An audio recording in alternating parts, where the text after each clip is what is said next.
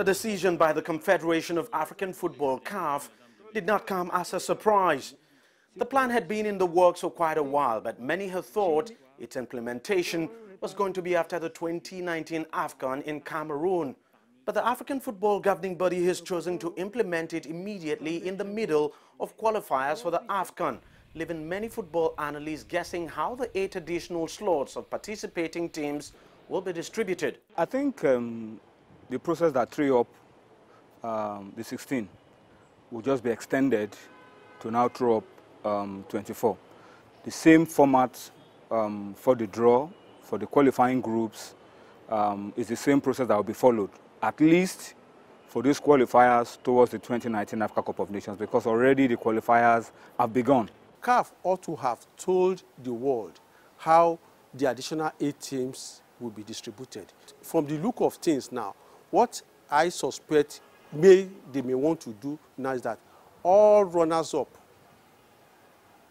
or 10 of the best runners-up, that is only 3 runners-up will not have the opportunity of qualifying.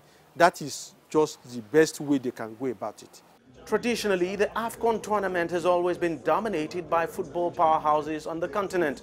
But many say the new arrangement will give so-called minnows a chance to stake their claim for the trophy. Certainly, the lesser-known teams will qualify, especially those in the COSAFA region, that is the Confederation of South African countries.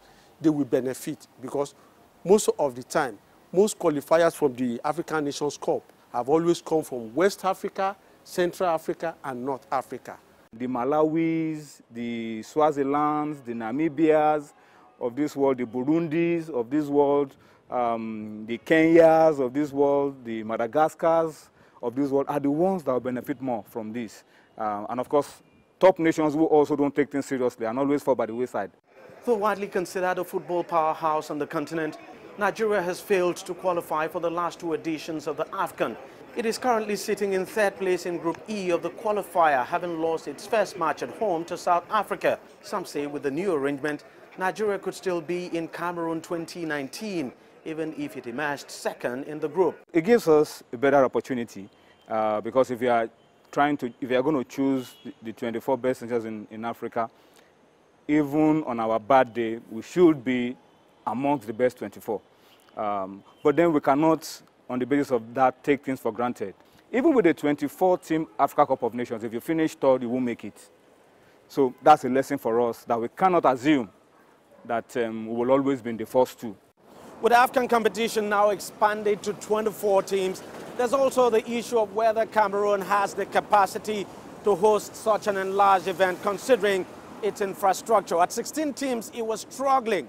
With 24 teams now, things are definitely going to be much harder for that small Central African nation.